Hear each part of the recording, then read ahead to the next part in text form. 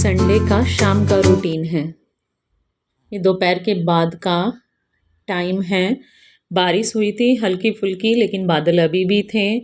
और अब बनाना था मुझे कुछ स्नैक्स जो हेल्दी है और टेस्टी भी है। यदि आप एक डायबिटिक पेशेंट हैं तो आपके लिए काफ़ी हेल्पफुल है कि आप क्या खाएं क्या नहीं। ये बड़ी प्रॉब्लम रहती है अगर किसी को डायबिटीज़ हो जाती है, तो ये उसमें काफ़ी हेल्पफुल है। तो इसके लिए हमें पहले कुछ तैयारी करनी पड़ती है। जैसे मैंने ये मूंग है उबलने के लिए रख दी थी। ये है कीनवा जिसको मैंने भिगो दिया था, और उसके बाद मैं पनीर को रोस्ट करूँगी। ज़्यादा नहीं करना है, इसमें मसाले ऐड करके रोस्ट कर रही हूँ मैं इसे। हल्का फुल्का सा ही करना है। और इसकी मुझे चटनी बनानी थी जिसमें मैंने 4 स्पून तिल लिए, 7-8 कड़ी पत्ता, लहसुन और हरी मिर्च। अपने टेस्ट के अनुसार हरी मिर्च लीजिए। और इसमें 1 स्पून के करीब मैंने ऑलिव ऑयल डाला था और थोड़ा सा नमक।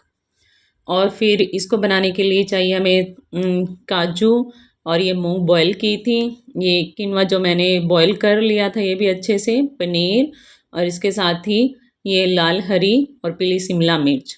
अब मुझे ये हरी पीली शिमला मिर्च भी मैंने रोस्ट की थी नमक वगैरह डाल के, थोड़े से मसाले और जो भी है इंग्रेडिएंट्स, इन सबको मैं एक बाउल में या बर्तन में इनको ऐड कर लूँगी। मिक्स कर लेना है। आप नमक और मिर्च अपने टेस्ट के हिसाब से ऐड कर सकते हैं। ये चटनी है जो थोड़ी थिक बनेगी क्योंकि हमने इसमें हरी मिर्च पहले डाल रखी थी, इसलिए यहाँ पर मैं कोई मिर्च अलग से नहीं डालूँगी। अब सिर्फ चाट मसाला डाला है। और इसके बाद मैं आई थी अपने कपड़ों को चेक करने कि वो सूखे हैं या नहीं, क्योंकि आज बारिश हो रही थी तो इनको सूखने में काफ़ी टाइम लगा था, पर शुक्र है कि इस टाइम तक सूख चुके थे। बस थोड़े बहुत ही कपड़े रहे थे जो गीले थे, उनको मैं यहीं इसी बालकनी में छोड़ दूँगी। इस बालकनी का मुझे एक ही फ़ायदा है कि एक तो ये बड़ी है बाकी बालकनी से, दूसरा इधर बारिश नहीं आती है। और जो बाकी बालकनी है उनमें बारिश आती है, बारिश का पानी आता है यानी। हालांकि सारी बालकनी ऊपर से कवर है, पर फिर भी इसमें नहीं आती। कुछ हवा इस तरह की चलती है कि इधर से बारिश नहीं आती, बाकी बालकनी में बारिश आती है। उसके बाद मैंने अपने कपड़े फोल्ड कर लिए थे, प्रेस नहीं की थी। जो प्रेस करने के लिए, क्योंकि लेट हो चुकी थी मैं इस टाइम पे, शाम का भी खाना वगैरह बनाना था।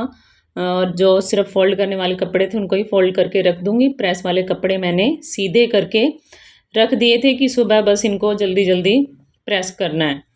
और उसके बाद मैं आई थी अपना ये बाकी सामान जो बिखरा हुआ था, क्योंकि छुट्टी है, शाम के टाइम भी आपका एक सफाई का काम बढ़ता ही बढ़ता है। आपको सामान उठाना होता है यहाँ जो भी बिखरा हुआ होता है।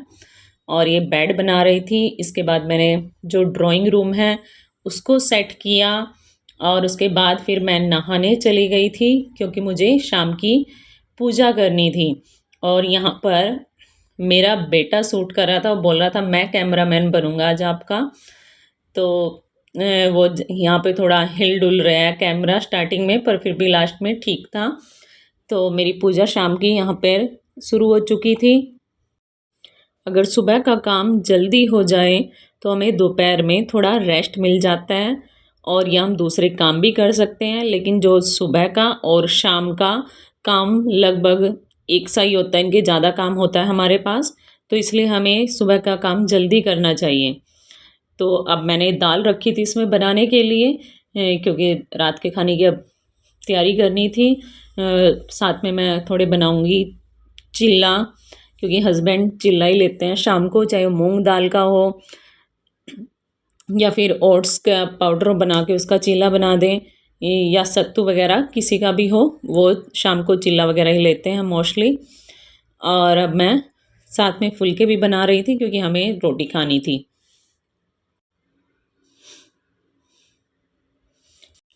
इसी के साथ मैं चूरी बना रही थी क्योंकि बेटे को चूरी चाहिए थी। और संडे को सब्जी आती हैं तो ये मैंने वॉश करने के लिए थोड़ी देर के लिए भिगो दी थी, फिर उनको अच्छे ताकि मिट्टी साफ़ हो जाए।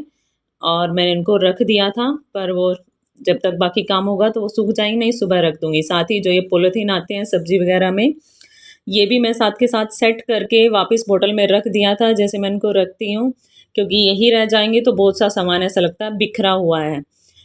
और इसके बाद जो मुझे ओट्स सॉरी बादाम वगैरह भिगोने होते हैं, बोतल भरनी होती है, ये सब करके रात का काम ख़त्म हो चुका था यहाँ पर। रात का काम टाइम पर करके सोती हूँ ताकि सुबह का काम भी टाइम पर हो जाए, तो इस तरह हमारा रूटीन रहता है।